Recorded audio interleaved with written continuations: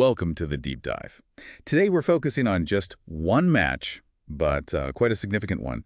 Real Madrid versus Celta Vigo La Liga, May 4th, 2025. Yeah, a really interesting game to unpack. We've got highlights from BN Sports, the immediate reaction on the soccer post-match thread, which is always lively. Always. Plus reports from Sports Illustrated, 3 News, Al Jazeera, player ratings too from SI, and then some extra analysis from Sporting News and Sports Mole. So a good mix. Definitely. And the idea is to pull out the key insights, the big talking points from all these different angles, try and piece together what really happened and what it all means. Right.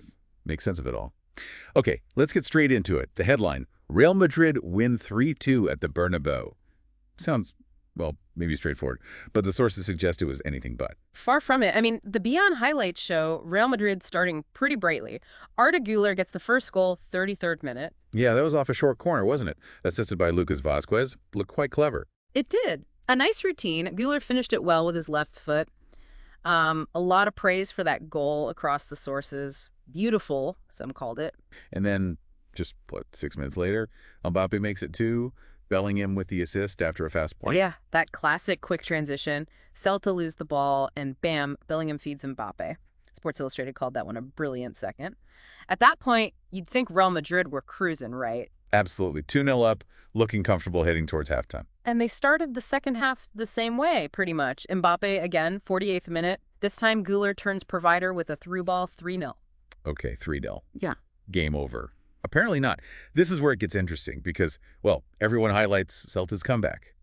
3 News talks about their resilience. BNN mentions a spirited fight back. What changed?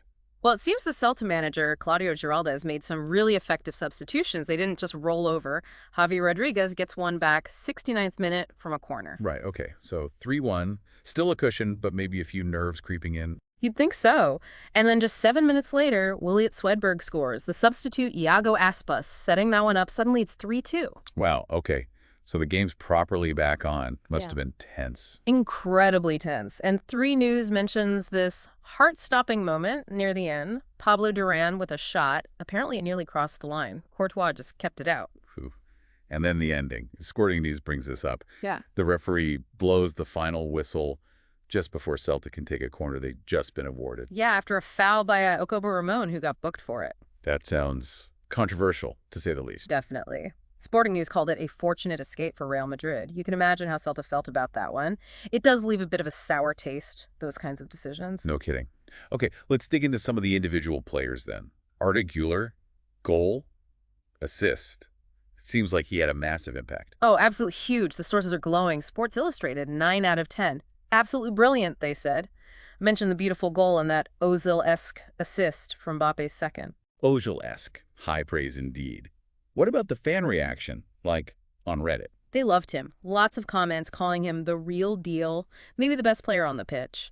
There was some concern, though, about whether he'll actually get consistent game time going forward. That classic dilemma. Yeah, balancing development with needing results. What about the other star, Mbappe? 2 goals. Can't argue with that. No, you certainly can't. SI gave him a 9-10 too. Not just the goals. They noted his clinical finishing, but also, interestingly, his defensive work. Okay, so contributing all over. Exactly. Sporting News described one of his goals as magnificent, right into the top corner. Just pure quality. He delivered. But what about Bellingham? He got the assist for Mbappe's first, but SI only gave him a 7-10.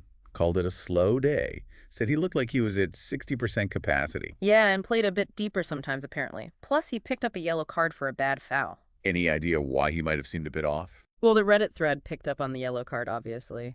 One comment mentioned he looked gassed out. Could just be fatigue, couldn't it? Long season, maybe playing deeper, took more out of him defensively. Yeah, that makes sense. Even top players have those days. Okay, so Madrid scored 3, but they also concede 2 fairly quickly. What about their defense? Beans mentioned concerns. SI called it fragile. Yeah, that seemed to be a big takeaway. Conceding 2 goals in like 7 minutes, it definitely points to some issues.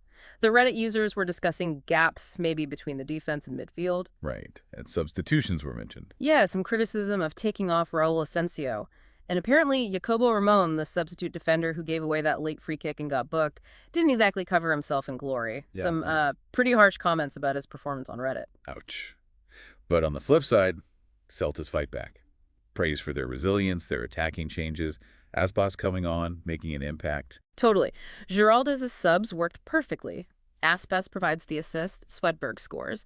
It shows how bringing on fresh, attacking players can really change the flow against a tiring defense. What about Vinicius Jr., usually so central to Madrid's attack? SI gave him a 6-10, mentioned wayward shooting. Yeah, a bit surprising. Reddit users seem to agree. Comments like way off or invisible in the second half. Maybe Celta marked him better as the game went on, or just an off day for his finishing. And Lucas Vazquez got the assist early on, but SI also gave him a 6-10, said he struggled in the second half. It sounds like Celta might have targeted his side later in the game. Shows the demands on fullbacks, doesn't it? You switch off for a moment or tire, and good teams will exploit it. So tactically, it sounds like a game of two halves. B noted Madrid's first half dominance, but then those second half struggles. Why the big shift? Well, it could be a bit of complacency, maybe. Taking the foot off the gas at 3-0. That's something Reddit users were talking about, this tendency for Madrid to maybe switch off sometimes, lose a bit of organization. And Celta obviously stepped up their intensity too. Exactly. Combine Madrid maybe easing off slightly with Celta making those effective attacking substitutions, and the dynamic just completely changes. Ancelotti's substitutions for Madrid also came under fire on Reddit, didn't they? Questioned the timing, the players involved. Yeah, it's always tough for managers. You're trying to manage fitness, maybe rest players with big games coming up, but you risk disrupting the team's rhythm. In this case, it seems the changes didn't quite stabilize things the way he'd hoped. Okay, let's zoom out a bit. The context. This win was massive for Real Madrid, wasn't it? Keeping them in the title race. Absolutely crucial. 3 News, Sporting News, they all highlighted this. They stayed 4 points behind Barcelona, only 4 games left. The pressure was immense. Especially because Barcelona had already won their game against Valladolid. Right, so Madrid knew they had to win, no room for error. And it sets up this huge El Clasico next, potentially title deciding, as the reports called it. Wow. If Madrid win that, the gap's down to 1 point. The final few games would be incredibly nervy. Couldn't be much tighter. And interestingly, Sporting News pointed out Madrid have a free midweek while Barca are playing Inter in the Champions League.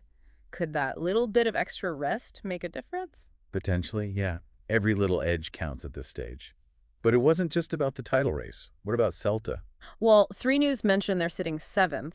This puts them in a really strong position, potentially, to qualify for Europe for the first time in, 9 years? So huge stakes for them, too, even though they lost. Every point matters in that race as well. Definitely. And pushing Madrid so close, even in defeat, probably gives them confidence they can compete for that European spot. We touched on the controversial ending, but was there other refereeing stuff discussed? You mentioned Bellingham's yellow. Yeah, Reddit was buzzing about it. Aside from the final whistle, there were mentions of maybe penalties for Real Madrid, questions about the corner that led to Celta's first goal, whether it should have been given, and apparently a handball that VAR didn't check. So quite a few contentious moments throughout the game, it seems. It sounds like it, which, often happens in these high-stakes, close games. Every decision gets magnified. The late whistle before the corner was probably the biggest flashpoint, though. Yeah, feels like Madrid kind of dodged a bullet there at the very end. They certainly avoided a very tricky final set piece, let's put it that way. We should also quickly cover injuries and suspensions.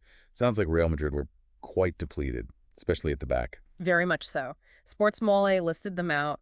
Rudiger, Alaba, Mendy, Carvajal, Militão all out injured, plus Camavinga injured, and Rodrigo missed the game through illness.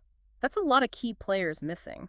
No wonder the defense looked fragile then. That's almost a whole back line missing, plus key midfielders. It absolutely contributes. Forces, compromises, players playing out of position maybe impacts cohesion. Celta were missing Carl Starfelt too, it should be said. And there was something about Vazquez being available despite a Copa del Rey suspension. Yeah, cup suspensions don't usually carry over to the league, so he was fine to play. There was also some Reddit chat about a possible Mbappe suspension from a previous incident, but obviously that didn't materialize for this game. Always something bubbling under the surface with these big clubs. Okay, let's try and wrap this up. Key takeaways. Well, Real Madrid got the win they desperately needed. Huge boost for the title race. But it was far from convincing, wasn't it? Showed real attacking flair, especially from Güler and Mbappe. But also showed some serious defensive weaknesses and maybe a tendency to switch off. They were pushed all the way, by a very determined Celta Vigo. Exactly. And that sets up an absolutely massive El Clasico. For Celta, despite the loss, a really encouraging performance that keeps their European hopes very much alive. They showed great fight. It really was a dramatic match, full of twists. So that leads us with a final thought for you, the listener. We saw Real Madrid show both real brilliance, particularly in attack, but also this fragility at the back. With that massive, potentially title-deciding El Clasico coming up, which side of their game do you think will ultimately define their chase for the La Liga title? Is it the firepower, or will the defensive issues prove too much?